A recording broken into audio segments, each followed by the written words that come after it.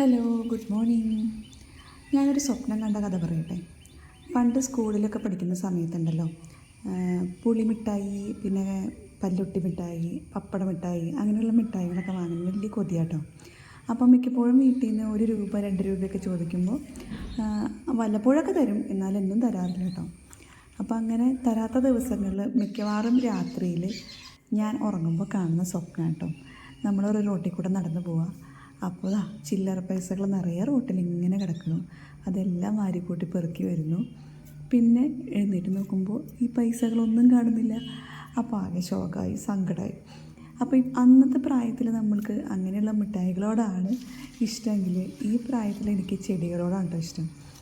അപ്പോൾ ഏതെങ്കിലും ഒരു ചെടി നമ്മൾ ഒരു നഴ്സറിയിൽ കണ്ടാൽ വാങ്ങാൻ പറ്റിയില്ലെങ്കിൽ, അല്ലെങ്കിൽ എവിടെയെങ്കിലും നിൽക്കുന്നത് കാണുമ്പോൾ അതിൽ നിന്നൊരു കമ്പ് ആരോടെങ്കിലും ചോദിച്ചിട്ട് തന്നില്ലെങ്കിൽ, പിന്നെ അന്ന് രാത്രി കാണുന്ന സ്വപ്നമായിരിക്കും.